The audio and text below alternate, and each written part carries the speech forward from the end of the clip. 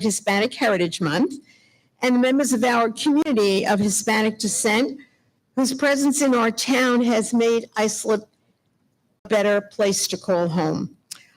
Before we begin, or as we begin, I would like to ask Councilman Jorge Guadron to please lead us in the Pledge of Allegiance.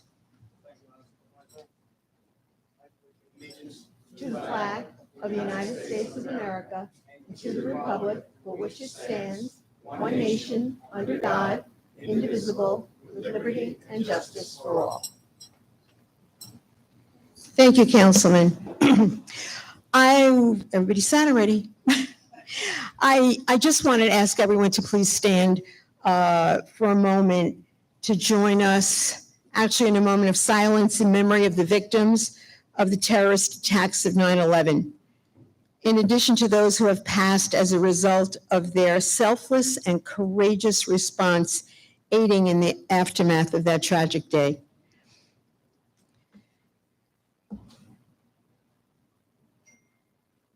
Thank you. You may be seated. Thank you. Yesterday, September 11th, marked 22 years since that tragic attack on our nation, where 90 town of Islip residents perished. They were among the over 3,000 Americans killed. As we do each year, our town hosted a memorial ceremony on the grounds of Veterans Memorial Park, where we gathered as a community to honor the lives and memories of all those who were killed and reaffirm our pledge that we will never forget. So let us continue. Throughout the year, our town has the distinct honor of recognizing extraordinary members of the community who live their lives with determination and drive, leading by a positive example to be a force for good. This month, we are proud to recognize those members of our community of Hispanic heritage whose presence in our town has improved the quality of life for their fellow neighbors and communities. We are honored to have 4 such members of our community here with us this evening. And I believe everyone has a program, so we will begin with our first honoree, Diego Izaza. Diego, why don't you come forward?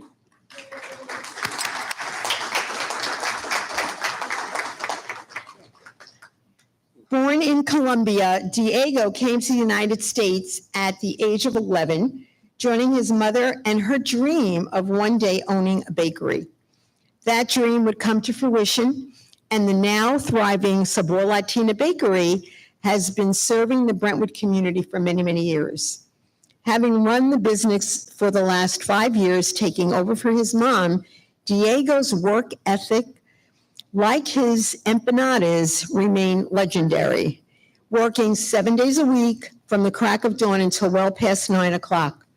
This work ethic has contributed to the bakery's continued growth and the employment of 15 local community members, a ripple of positive growth to our local economy. Diego's commitment to the bakery and his employees was certainly demonstrated during the pandemic. Sabor Latino Bakery never closed its doors, both providing comfort to the community while offering a secure place of work for his employees during very uncertain times. On top of that, Diego happily and regularly donates surplus baked goods to the local community. Small businesses are the backbone of our nation, our town, our local economy, and community. And there is no better example of the American dream holding up that backbone than Diego's Sabor Latino Bakery and his wonderful baked goods. Please, yes. Please join us all in recognizing Diego. Thank you so much. Congratulations. Thank you. Oh, you're so welcome. And here, this is for you. If the town board will come forward and join me in a photo when we make this presentation.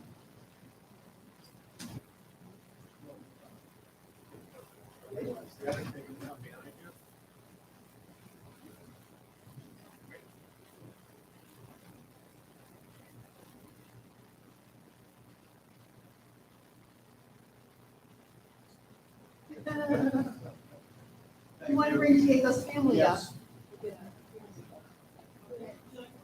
Come on up.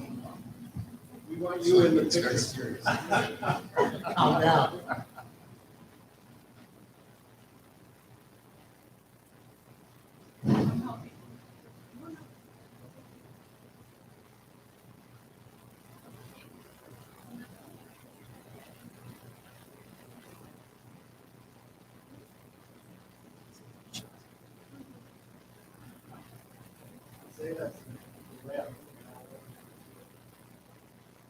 Straight.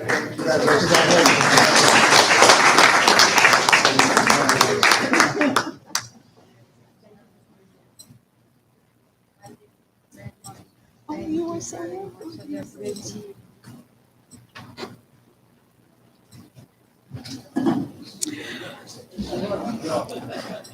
Our next honoree, Alfredo Alvarado, and I would like to ask Councilman Jim O'Connor, who nominated him, to please come to the podium to present the award.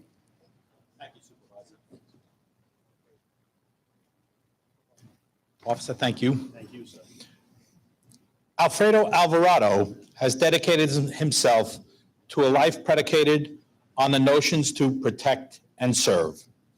Born in El Salvador, Alfredo immigrated to the United States at 7 years old and graduated from Central High School in 2007. After high school, Alfredo joined the United States Army, serving as an infantryman and rising to the rank of staff sergeant. And in 2008, he deployed to Afghanistan to support Operation Enduring Freedom. Upon his retirement from active military service, Alfredo joined the ranks of the NYPD, dedicating over 3 years to the city of New York. He has continued his career in law enforcement, currently serving as a police officer in the Suffolk County Police Department's 3rd Precinct. Within the Suffolk County Police Department, Alfredo serves as a community officer in the 3rd Precinct COPE unit and assists in running the Police Explorer Post 389, organizing Cooking with a Cop to teach kids how to make simple meals at home, as well as providing gang prevention and mentoring service to at-risk youth throughout our community. His devotion to keeping our communities and the people who call them home safe is truly noteworthy. Please join me in recognizing Officer Alfredo Alvarado.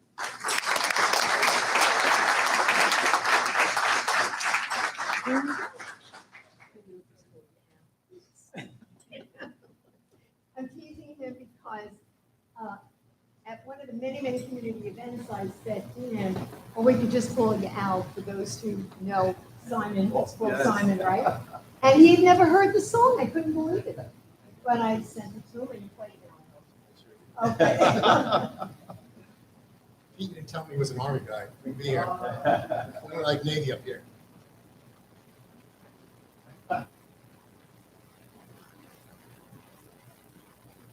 Congratulations. You know, I invited the family of Diego to come forward, and I see your police family is here. That's So, right, Officer Rivera. Rivera, please. Front come center. up. Pete loves it. Loves his picture Yeah. being taken. And I know the precinct That's all right. commander, the precinct commander wanted to be down there, he was down there at a ceremony. So, very good.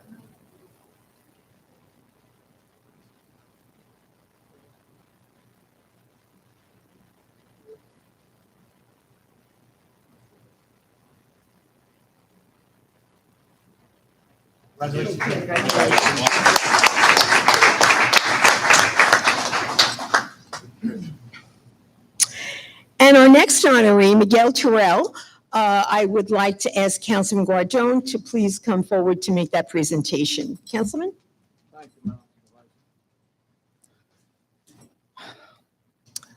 Miguel Turrell was born and raised in Brentwood, graduating from Brentwood High School in 1999. For over 20 years, he has been dedicated to giving back to his community, serving as a Brentwood Youth Athletics basketball coach, youth mentor with the Gentlemen's Society, and a parent connector with Brentwood's My Brother's Keeper family component. Miguel has also been a dedicated volunteer of Youth Enrichment Services, where he has served as a community credible messenger, working with youth returning home from placement upstate. In 2016, Miguel founded Uplift Brentwood, later named Uplift Our Towns, a nonprofit dedicated to promoting positive community engagement and participation in Brentwood and Central Islip. Along with founding Uplift Our Towns, Miguel is the current leader of the Clean Streets Project, an annual event focused on cleaning up the neighborhoods of Brentwood, Central Islip, and Bay Shore. Throughout his career, he has demonstrated true care for the positive direction of our community's youth and the continued beauty of our town. Please join us in recognizing Miguel Turrell.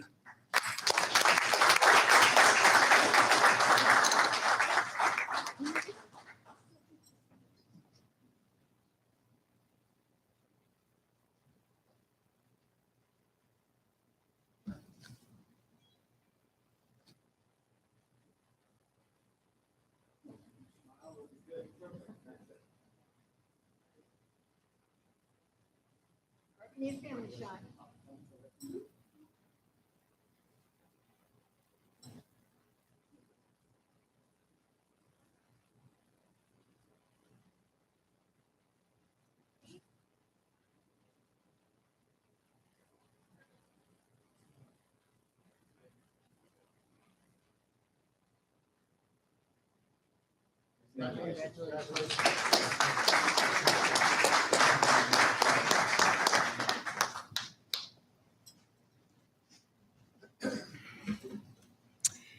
And our final honoree for Hispanic Heritage Month this evening is Carlos Cabrera.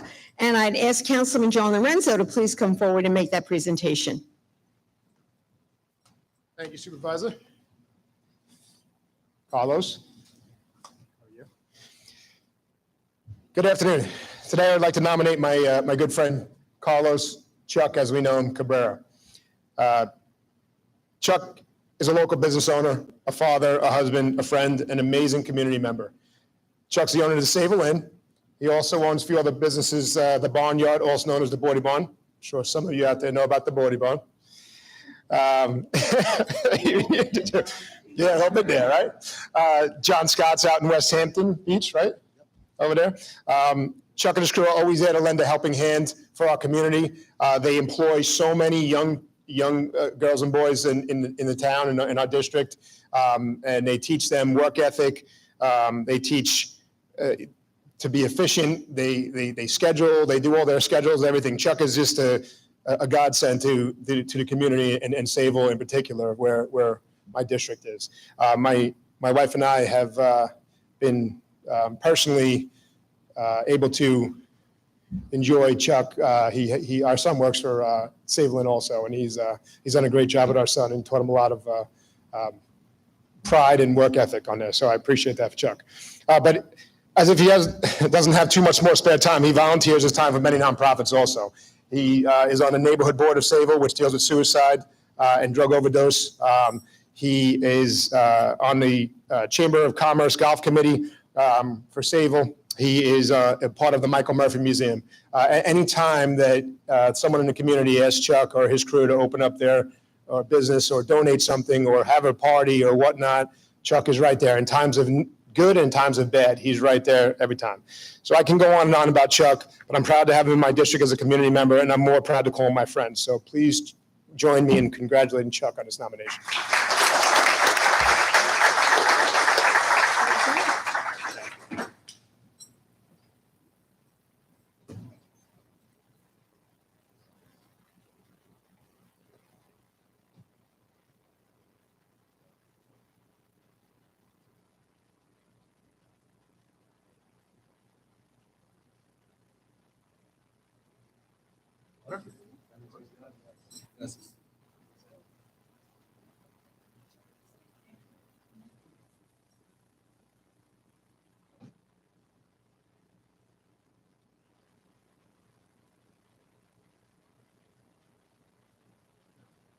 Congratulations.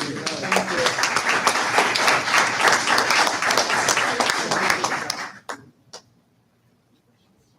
you.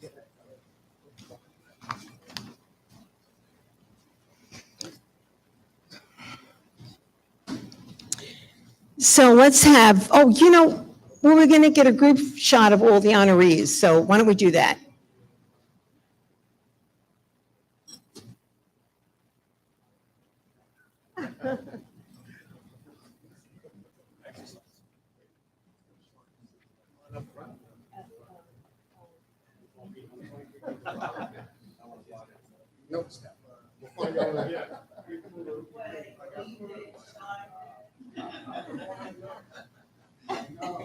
So can I just tell you all with the flash, just hold it that way?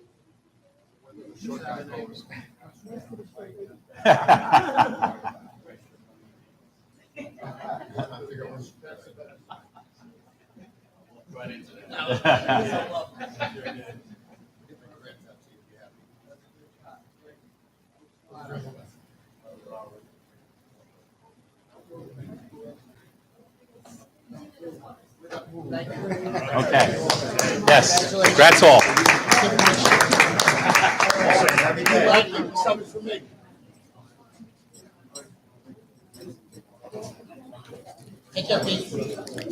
We should have had Diego and Chuck bring refreshments. We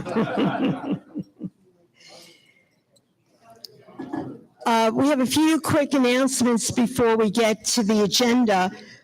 September is National Recovery Month, and by now I'm sure you've noticed the banners and flags and ribbons and lights shining purple across the town as part of ISIP Goes Purple Month, the month-long initiative to raise awareness of mental health and substance abuse disorder, as well as celebrate those in recovery.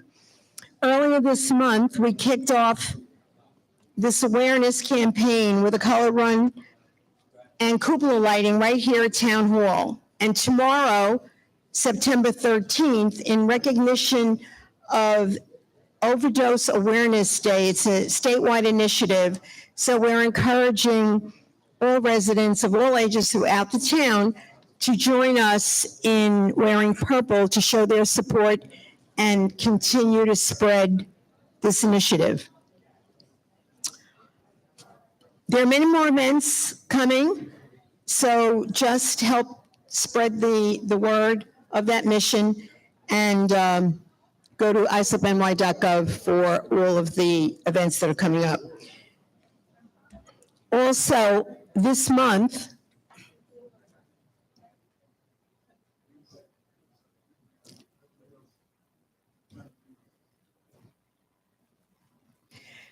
the Islip Animal Shelter and Adopt a Pet Center is hosting a free rabies vaccination clinic on Saturday, September 30th.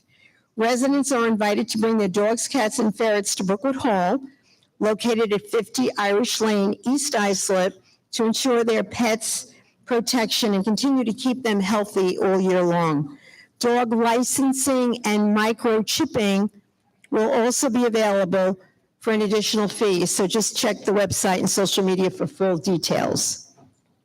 Lastly, it's the last week of summer officially, but there's so much on the horizon for fall, so many activities to look forward to, and we'd ask everyone to refer to the Fall Rec Guide to see many of the fun events still ahead, not the least of which is our wildly popular Apple Fest being held at Islip Grange in Sayville on Broadway on Saturday, October 21st. So check the website for all that's happening.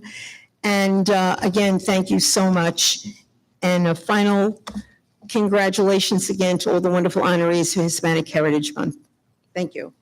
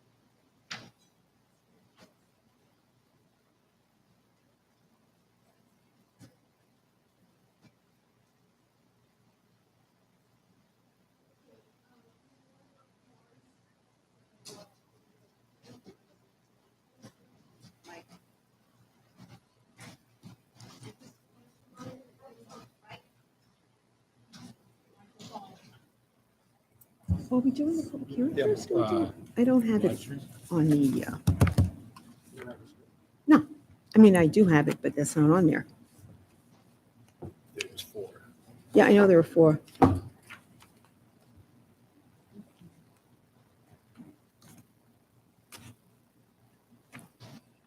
So we're doing the public hearings before we're doing the public portion. Either way. Yeah, yeah. All right, I think we'll go right to the public portion. And to just remind everyone that this is your opportunity to bring any issues forward. You have 3 minutes to address the board. Again, it's not a question and answer. If you do have some issues that need specific attention, the commissioners are here and they'll, step out in the hall with you and address those one-on-one. Our first speaker this evening is Catherine Citrano.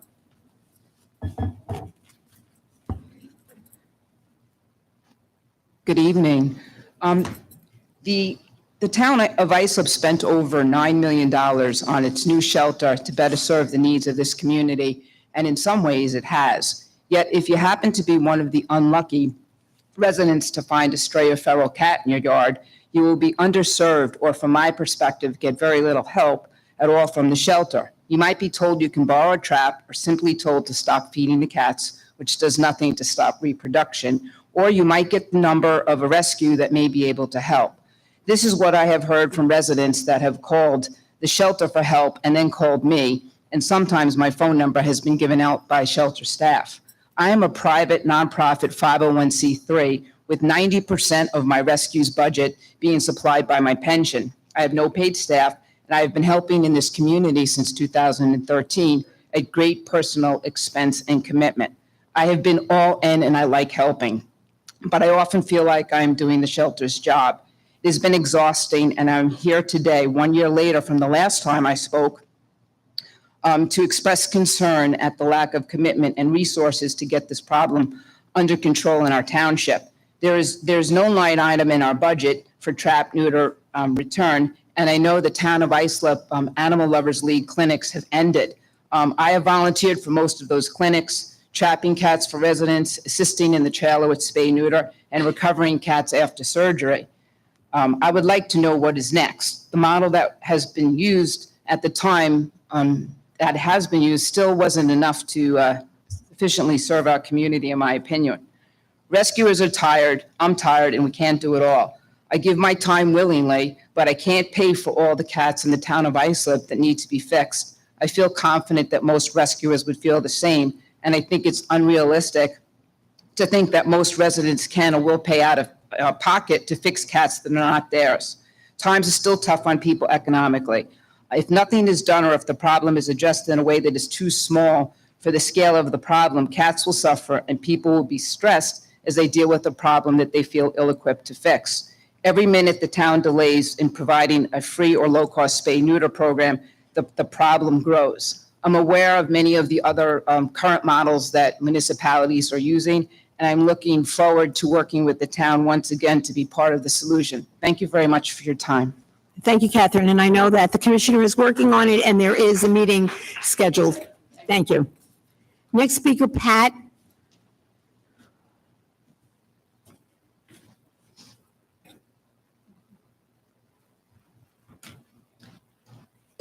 Okay, Pat.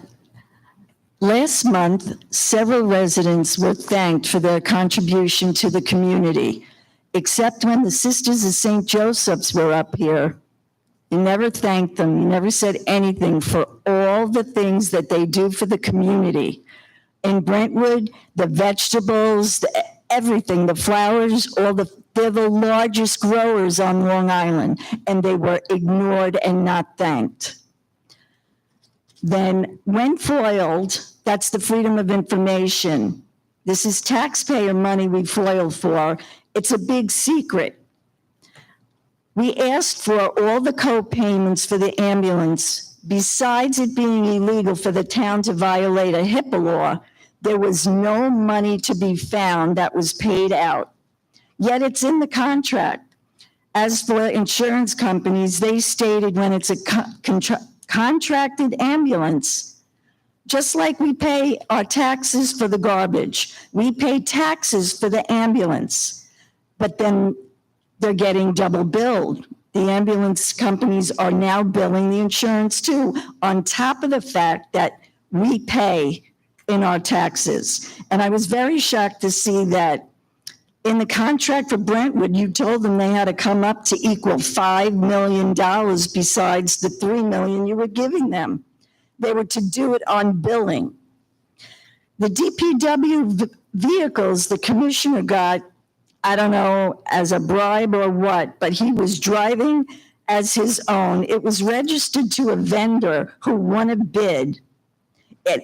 Some of them, most of them had town seals on them, yet they were a town vehicle registered to the vendor. Nobody can find them. You need more time. And then lastly, the airport workers, under somebody's rule, have been shaking down vendors who won bids for work. The workers are extorting for an extra 10% of the bill, or they will not provide work. They have actually gone to the vendors' businesses. Now, as you can see, with everything added up, the only thing under your watch has going to racketeering and extortion. You're an embarrassment to this town. Those sitting up there with you, shame on you too. You're not excused from keeping your mouth shut. You all have a job paid for by the residents to do. Thank you, Pat. Next speaker, Wanda Scott.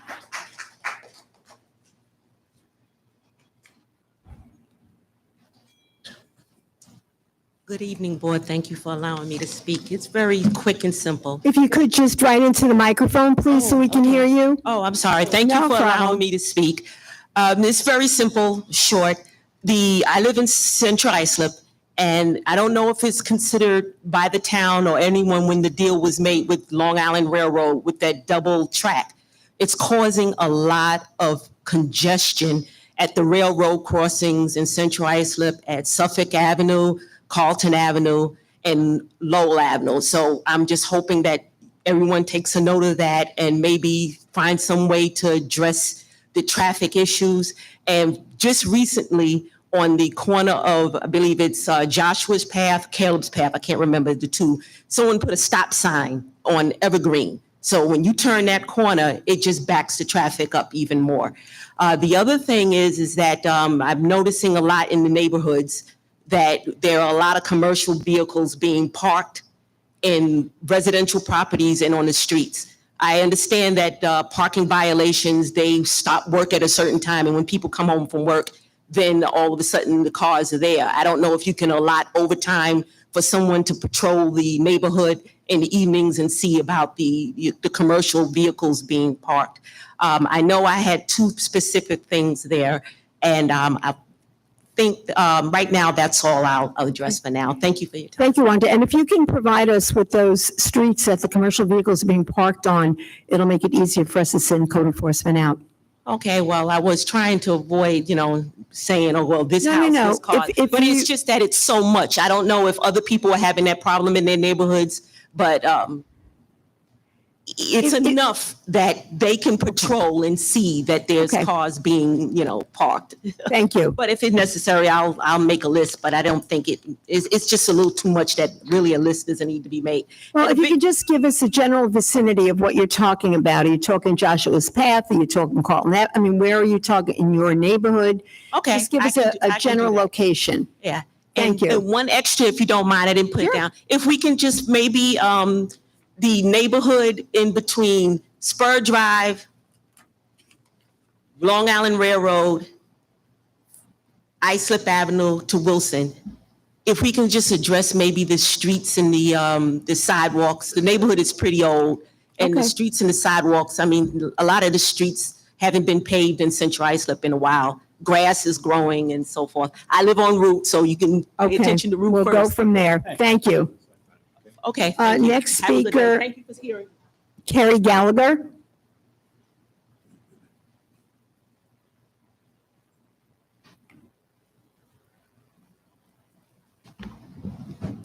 Hi, I wanted to bring up the requirement to produce personal identification to gain access to this building during regular business hours, my driver's license.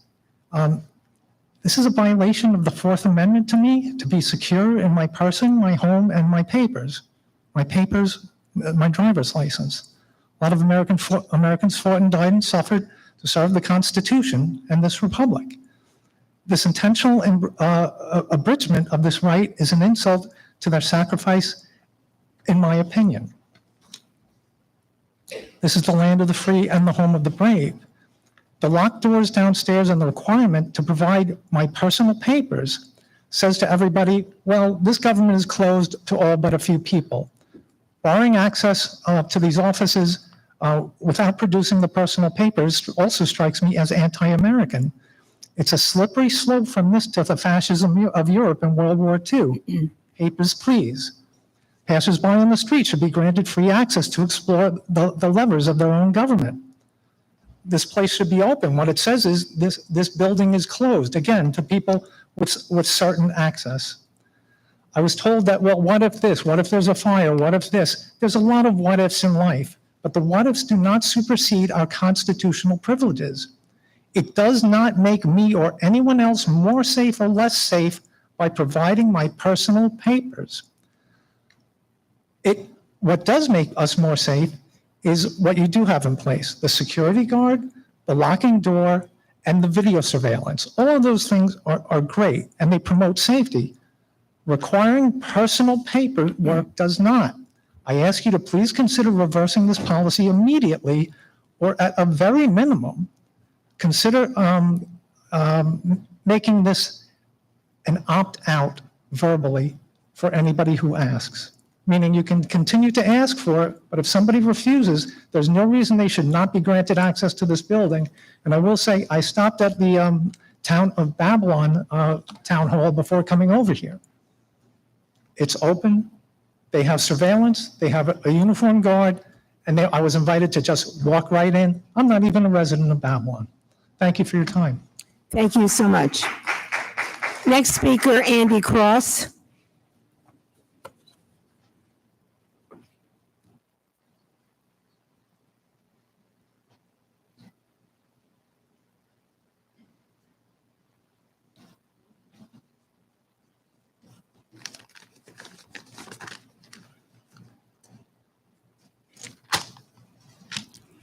Andy Cross, Bayshore, New York. And once again, I'm here about the NYS real property tax law line on my tax bill. Although down this year, it should have been down the last 5 years, because when you said it was up, the tax was up due to the price of housing that went down. The price of 41% housing has went up at least 5 years, and tax has also gone up 5 years. The year before the 41% tax increase, the tax went down. Does this mean next year's tax bill will go up another 41% next year? And is there any way you can get tax bills before the election so we can see how much our taxes are going up and vote appropriately? 2 years ago, I was told by the town board members that my whole neighborhood was going to be repaved due to the fact that streets in West Islip have been done 2 and 3 times, while our neighborhood was not repaved at all. Was I told this lie just to keep me quiet? And the whole neighborhood is still not paved after 2 years. After passing the 5-story apartment building in Bayshore with its tax breaks from the Industrial Development Agency, why does Islip taxpayers have to pay increased taxes which subsidize the rent that people will be paying for these apartments? How did the owner get tax breaks from the IDA? Apartment houses have nothing to do with industrial development. Do we need the DA or the Attorney General to look into this. It's a guy that got these tax breaks politically connected. And where are all the cars gonna park? On the street? So they have to pay the meters? It's about time that the town stop using Bay Shore as a test to pay for the town board's mistakes and tax breaks. Take the meters away from Bay Shore. Anything? Mr. Cochran, you're supposed to be representing Bay Shore.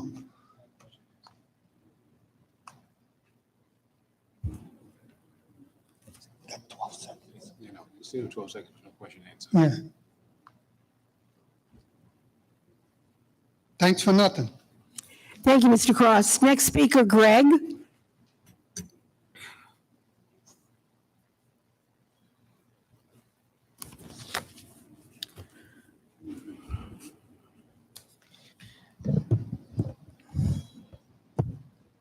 Yes, on September 2nd, I needed to call 911. My wife had a bout of vertigo, so who responded was Exchange Ambulance. And when they got to the house, one of the first things, even before they took her vitals, they wanted her insurance card, okay? And I said, well, if I refuse to give you the card, I said, what would happen then? And she said, well, you'll be billed in full. I said, oh, really? I said, all right, here's the card. So I had to retrieve this card at the South Shore University Hospital. They took it with them, okay? But that following week, I called Aetna, the carrier, the provider. I said, you know, I don't know if you folks are aware of this, but in the town I live in, it has 5 ambulance districts in which we, the taxpayers, are paying a tax to have this service available to us. And I said, what they're doing is now they're demanding that we show insurance cards when we dial 911 for an emergency call. So I told her, the woman I was speaking to let me speak to an investigator, which she did. And I told that investigator, I said, please, when you receive this bill from the billing company, I gave them all the information, please do not pay the bill. Refuse the payment on the bill. She said, well, we will. From what the information and facts you provided to us, we will not pay that bill. I said, thank you very much. But I want you to know that I'm willing to testify that this practice has been going on for a few years now, and it involves all 5 districts where they were giving taxable revenue to have these people, to give us this coverage and this EMS services, okay? So what I'm trying to say here is this. You refuse to repay the people's co-payments that were taken from them, and you know who these people are. There's no record of the town giving monies to cover the co-payments, co-insurance payments as well. So what is it? Where did this money go? Where's the money that's covering these people who paid co-payments that should have never been charged co-payments according to what you wrote in your contracts? Okay? You may want the attorney to look into this a little deeper. I mean, or Mr. O'Connor, I know he practices insurance fraud. Okay? Because as a taxpayer, this is taxation without representation. We are paying taxes to have the service available to us, and now you're allowing them because you're saying that they can bill. Yes, a private ambulance company like Northwell, if they dispatch an ambulance, I'm more than willing to pay for that service. But when I'm paying taxes to provide the service, and then you're billing me on top, that's fraud. That's what you're committing here, is fraud. Okay? So this isn't going to go away, Angie. No matter what happens, it's not going away. Thank you, Greg. We'll see you next month. Next speaker, Marilyn Zucker.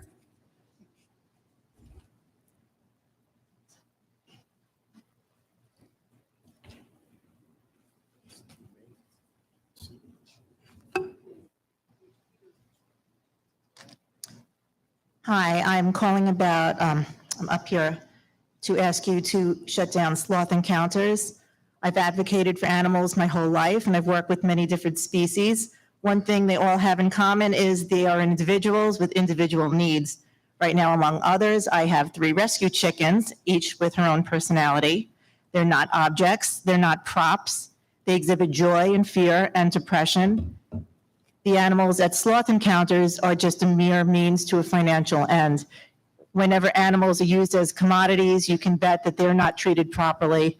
I doubt sincerely that they're going to be cared for in their old age with expensive veterinary care and lifelong care. They're just props for this one individual's personal gain. Would you want your dog treated that way? Would you want to be treated that way? I don't think any of us would. Their only hope is for caring individuals, such as several people in the room here today, to speak up on their behalf. They can't speak for themselves. And for elected officials such as you to help the most vulnerable, and animals such as the animals in sloth encounters are indeed very vulnerable and in desperate need of help. Thank you. Please shut them down. Thank you.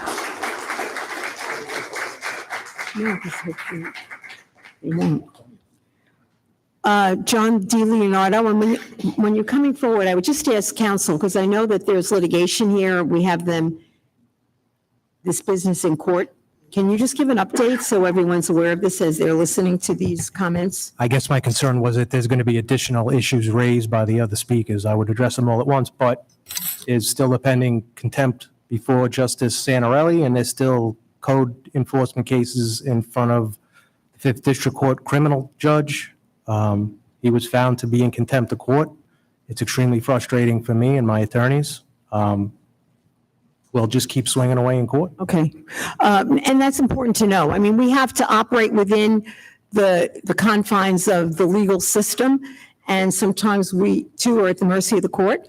But we have sent investigators in, fire marshals, we've taken them to court, and quite frankly, we are doing all that we possibly can. Thanks, Mike. John? So my name is John DiLeonardo. I'm an anthrozoologist and the executive director of Humane Long Island. Humane Long Island and four islip residents just filed a bombshell motion to intervene in Suffolk Supreme Court, revealing that Sloth Encounters has remained open in spite of a Supreme Court justice finding the business and its owner guilty of contempt for defying court orders to close. Not only does Humane Long Island's motion document Sloth Encounters directing customers to park off-site and ushering them through a back entrance of the store, but it also reveals Wallach repeatedly exhibited the sloths, kangaroos, and capybaras at apparently unlicensed marijuana parties within Islip Township, where the organizer alleges the sloths got high.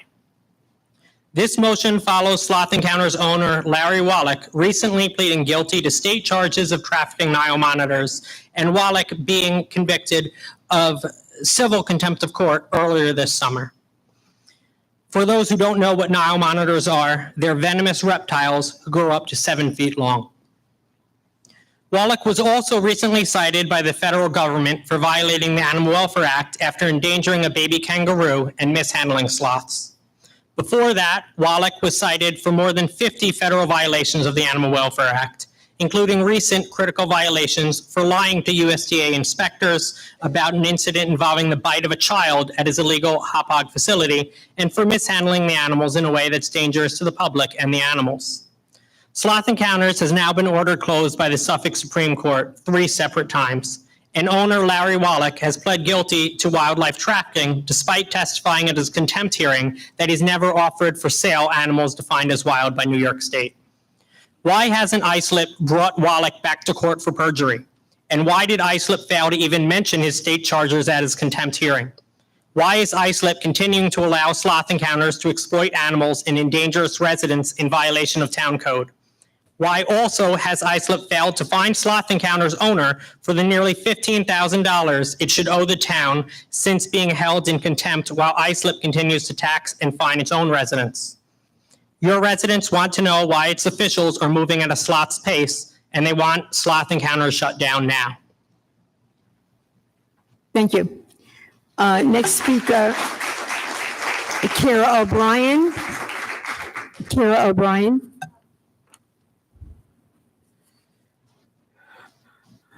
Hi, I'm Kara O'Brien. I'm a licensed master social worker. I'm from North Babylon in Suffolk County. Okay, so the first thing I'd like to bring up is a concern about Mr. Wallach. I've recently been informed that he has a history of allegations of drugging women for sexual intercourse as young as 17 in Long Beach, Long Island, and in Florida. The women were afraid to report this. They are only allegations. However, it has also come to my attention that he has in fact also been arrested for rape and drugs such as cocaine in his car. However, the charges were dropped because the woman was afraid to face him in court, and the drugs he was driving, he wasn't driving his own car, but they were his drugs. So I went to Sloth Encounters after I was asked to check and see the conditions that the animals were living in. Hopefully this is the last encounter I ever have with him. He told me about the lions he had in his apartment in Nassau County, told me that I was welcome to come there anytime. I was told by other people that he most likely does not have lions. That would be illegal to have in his apartment. And I do feel nervous about what if I had gone to his apartment and lions weren't there? What would he have told me? Would he have said, oh, they're at the vet, why don't you come in? And would he have drugged me? Though not that it really matters, but one of the women were as young as 17. He shows a history of, again, some of these are allegations, but of predatory and exploitative behavior. He does use animals to lure women in. He demonstrates patterns of antisocial and predatory behavior. Basically, with these, a lot of these petting zoos, they're not here to really educate the public. We should be teaching children to respect and nurture and protect wildlife. And this is really, the whole business is really exploitative. It teaches children the wrong things. And I was really relieved that that Sloth Encounters was actually shut down. The only thing is that he's still operating from the back of his building. He's bringing the sloths and other wildlife to illegal drug lounges in, I think it was Ronkonkoma, but I'm not sure. Maybe ask John. But this is somebody who's not respecting the law. He's not, he clearly does not respect humans, animals, or anyone else. And it's just very alarming. And I guess that's it. I hope that this is taken seriously, because this is somebody who's really does not care about the welfare of anyone. It seems like he's just on to, if he gets caught in one thing, he's going to go to the next. So thank you. Thank you, Kira. Next speaker, Mary Moore.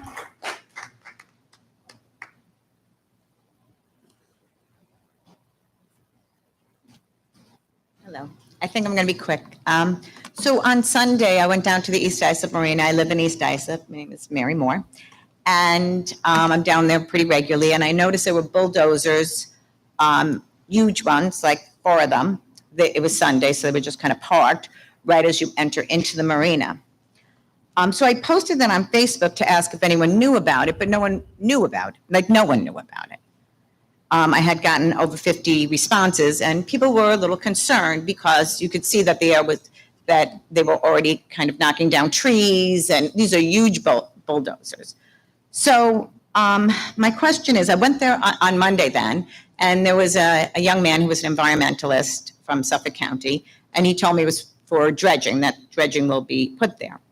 But my question really is that, no one was notified. The East Islip is a very wonderful place for a lot of people in East Islip and other people who come into East Islip. There were a lot of trees down. This is a huge swath of land that is being emptied for dredging, and of course for the sand and the slush, the slug. You know. I do, yeah. Yes.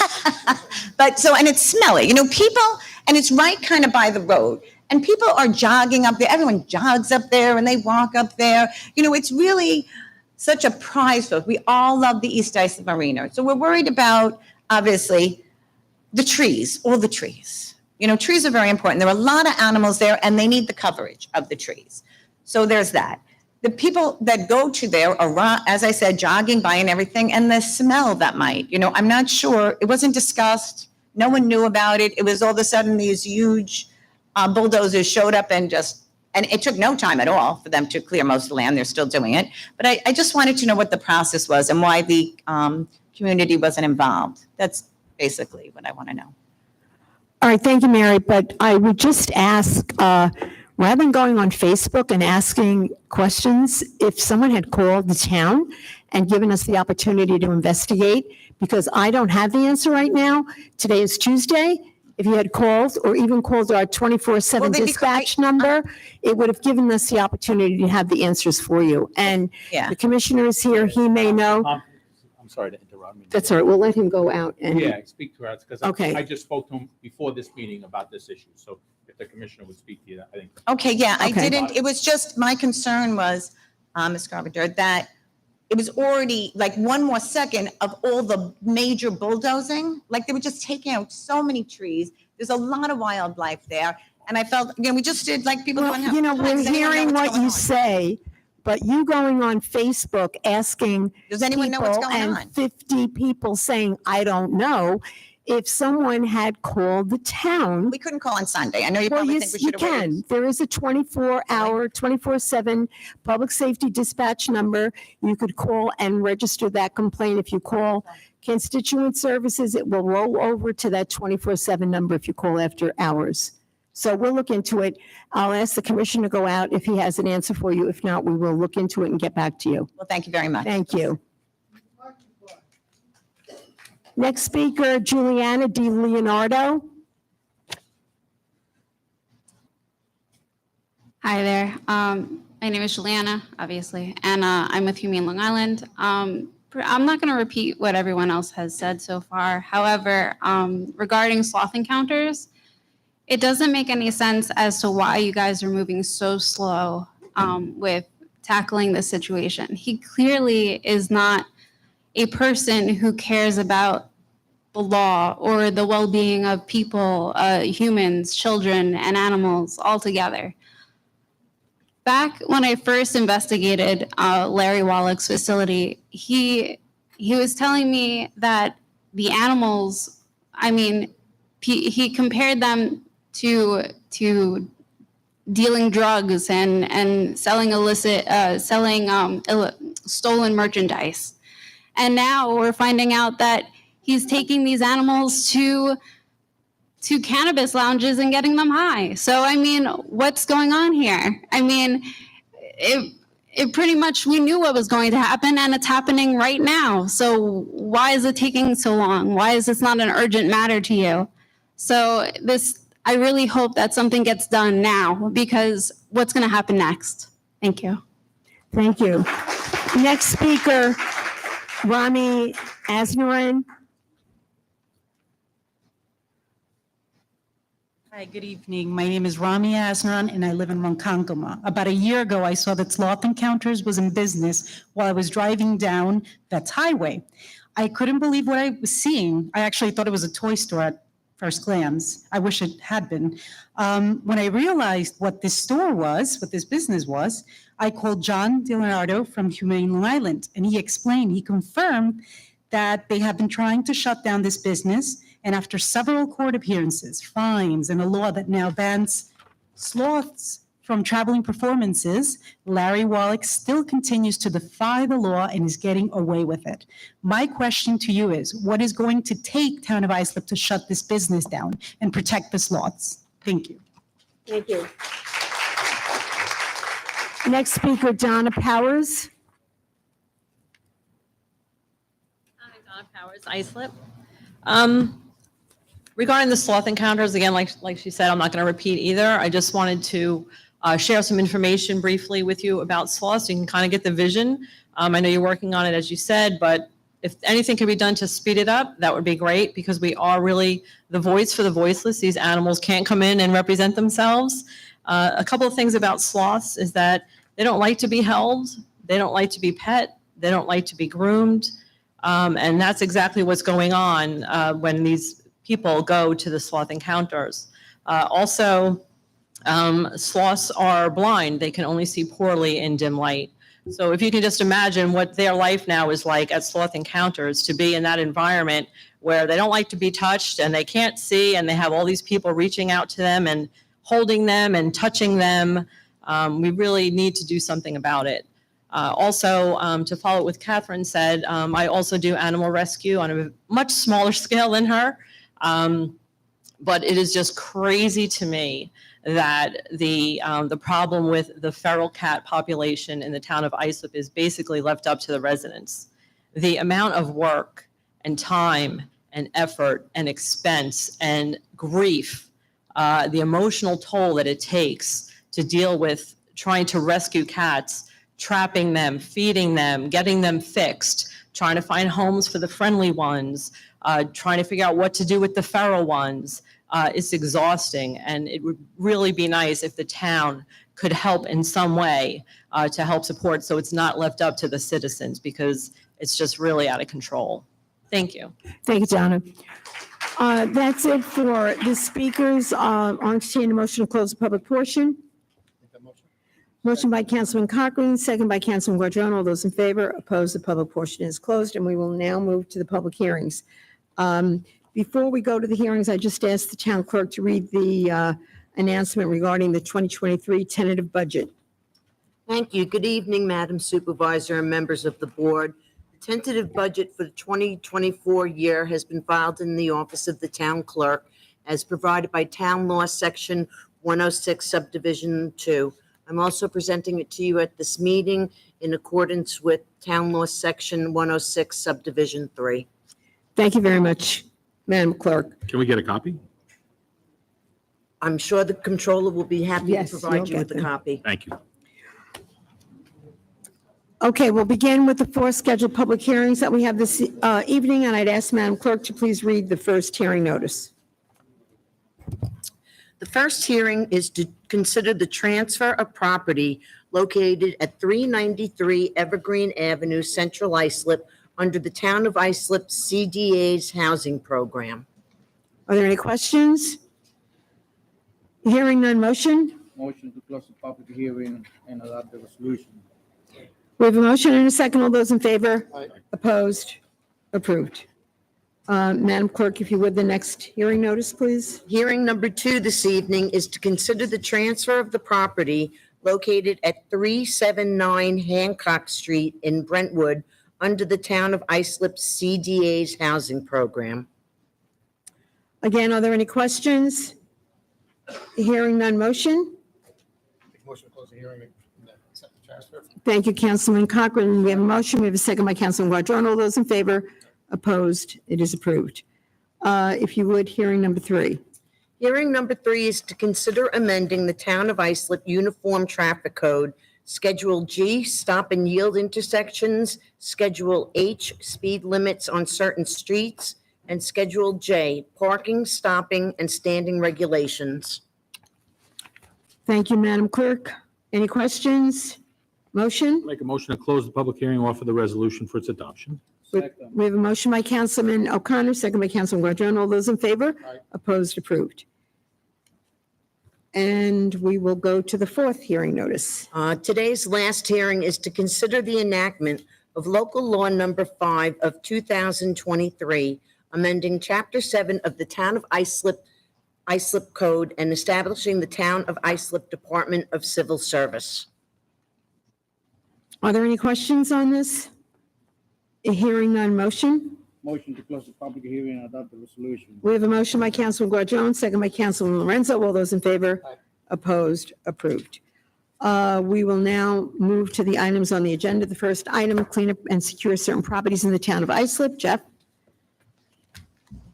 Good evening, Madam Supervisor, members of the Town Board and the Town Clerk. Jeffrey Panache, Assistant Town Attorney, 655 Main Street, Islip, New York. I have 4 matters on for your consideration this evening. Number 1, to clean up the premises located at 448 Wheeler Road in Hauppauge. On this vacant property that now exists high grass, overgrown vegetation, and litter and debris, including an unregistered camper, which constitutes a nuisance and presents a fire safety and health hazard. Notice of this hearing was provided to all known persons with a property interest in this premises. Any questions? This is an eyesore for a long time. I'll make a motion. Do I have a second? Second. Motion by myself, second by Councilman O'Connor. All those in favor? Opposed? Approved. Number 2 has been withdrawn as it is now in compliance. Number 3, to clean up the premises located at 831 Keith Lane in West Islip. On this vacant property that now exists high grass, overgrown vegetation, and litter and debris, including broken furniture, rusted barbecue, deflated plastic swimming pool, and other assorted items which constitute a nuisance and present a fire, safety, and health hazard. Notice of this hearing was provided to all known persons with a property interest in this premises. Any questions? Hearing none, motion? Motion by Councilman Cochran, second by Councilman Lorenzo. All those in favor? Opposed? It's approved. And number 4 has been withdrawn as it is also now in compliance. And that's all I have. Thank you. Thank you. We will now move to item 2, the appropriation transfers. Any questions? Hearing none, motion? Motion by Councilman Lorenzo, second by Councilman Cochran. All those in favor? Opposed? Approved. Next item on the agenda are the bid awards. Any questions? Motion. Motion by Councilman O'Connor, second by Councilman Lorenzo. All those in favor? Opposed? Approved. Next item on the agenda are the bid awards. Option. I'm sorry. You just did bid awards. Oh, I'm so sorry. Option years. Option. I thought you said question. Option. All right, item number 4, the option year resolutions. Any questions? Motion? Motion. Motion by Councilman Guadrone, second by Councilman Cochran. All those in favor? Opposed? Approved. Item 5 is an authorization for supervisor to execute an agreement with BOCES of Nassau County for contract number 22/23-053, furniture, classroom, and office. Any questions? Motion? Motion by Councilman Lorenzo, second Second. by Councilman Guadrone. All those in favor? Aye. Opposed? Approved. Item 6, authorization for supervisor to execute an easement for access at 15 Hemlock Drive, Bay Shore, for drainage purposes. Any questions? Motion by Councilman Cochran, second by Councilman Guadrone. All those in favor? Opposed? Approved. Item 7 is an acceptance of a deed from Vets Holbrook LLC for a portion of property located on High Street in Holbrook. Any questions? Motion? Motion by Councilman Lorenzo, second by Councilman O'Connor. All those in favor? Aye. Opposed? Approved. Item 8, authorization for supervisor to enter into various agreements for programs to be held throughout the town. Any questions? Motion. Motion by Councilman Guadrone, second Second. by Councilman O'Connor. All those in favor? Opposed? Approved. Item 9 is an authorization for the town clerk to advertise for a public hearing to consider amending the Islip Town Uniform Traffic Code. Any question? Motion. Motion by Councilman O'Connor, second by Councilman Guadrone. All those in favor? Opposed? Approved. Item 10, authorization for supervisor to enter into a contract with Waterside Contracting Corp., Inc. for DPW 9-2023 Champlain Creek Boat Ramp Replacement. Any questions? Motion. Motion by Councilman O'Connor, second by Councilman Lorenzo. All those in favor? Opposed? Approved. Item 11, authorization for supervisor to enter into a professional services agreement with Clean Associates PC in connection with the brine tank located at the Bay Shore Highway Yard. Any questions? Motion by Councilman Cochran, second by Councilman Lorenzo. All those in favor? Opposed? Approved. 12, authorization for supervisor to enter into a professional services agreement with L.K. McLean Associates PC in connection with the brine tank located at the Sayville Highway Yard. Any questions? Motion? Motion. Motion by Councilman Lorenzo, second by Councilman O'Connor. All those in favor? Opposed? Approved.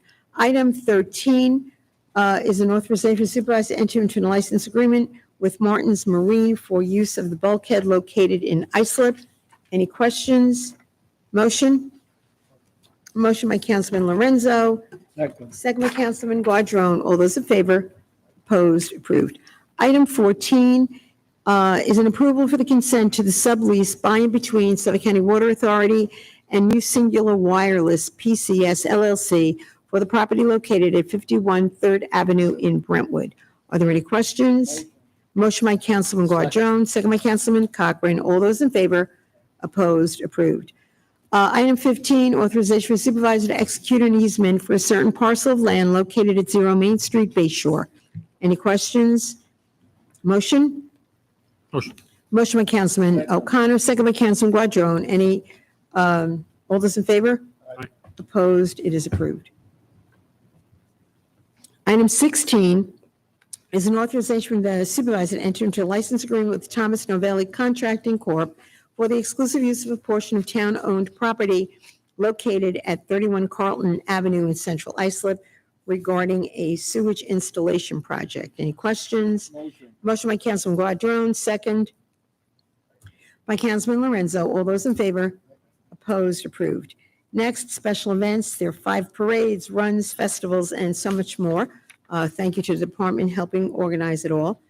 Motion by Councilman Guadrone, second by Councilman Lorenzo. All those in favor? Opposed? Approved. Item 18, authorization supervisor to execute an agreement with Race is Awesome to provide services in connection with the Northwell Health Great South Bay Run. Motion by Councilman Cochran, second by Councilman Lorenzo. All those in favor? Opposed? It is approved. Item 19, authorization supervisor to renew the professional services agreement with ASI Flex for administration of flexible spending arrangements. Any questions? Motion. Motion by Councilman O'Connor, second by Councilman Guadrone. All those in favor? Opposed? Approved. Item 20, authorization for the town clerk to advertise for a public hearing to consider enacting local law number 6 of 2023 entitled Prohibition on Smoking and Vaping of both tobacco and cannabis on certain town properties. I thank the town attorney's office for all their work on this. Any questions? Motion by Councilman Cochran, second by Councilman Lorenzo. All those in favor? Aye. Opposed? It is approved. Item 21, authorization supervisor to execute any documentation necessary to memorialize and effectuate certain title salary adjustments and grade changes for UPSI employees. Any questions? Motion. Motion by Councilman O'Connor, second by Councilman Lorenzo. All those in favor? Opposed? Approved. Next item is 22.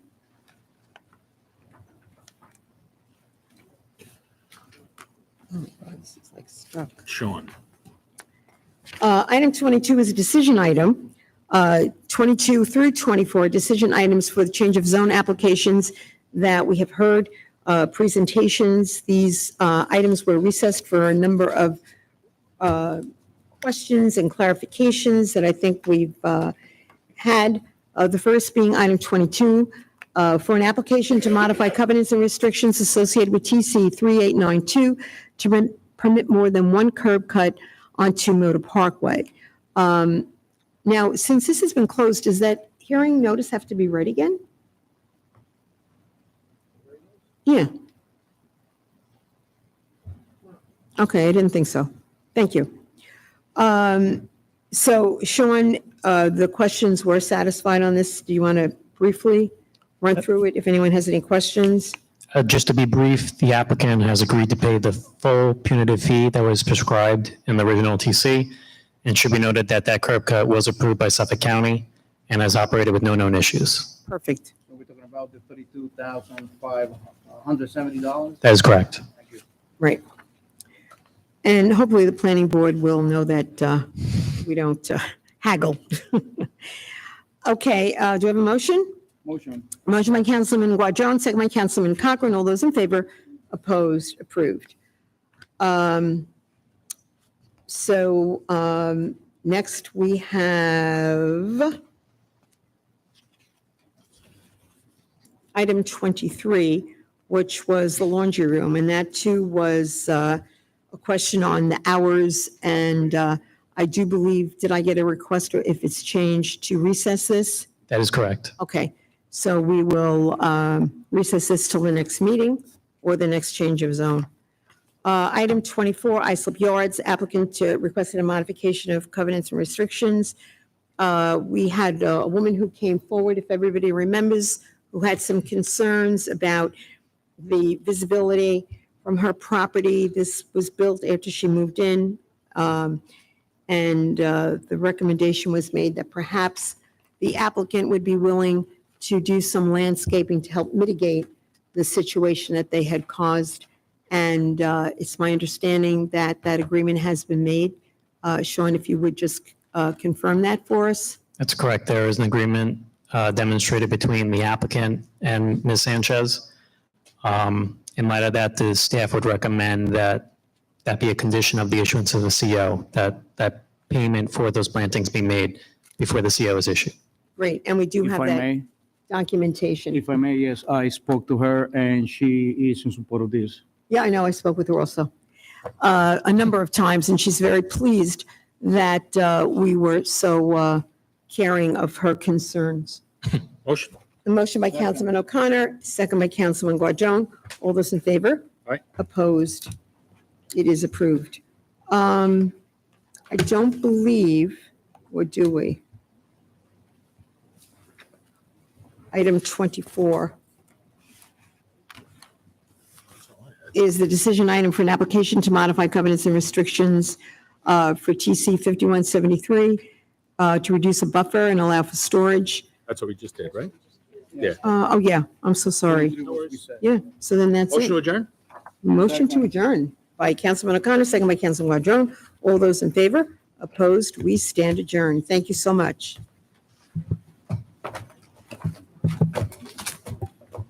Uncle Warren. What?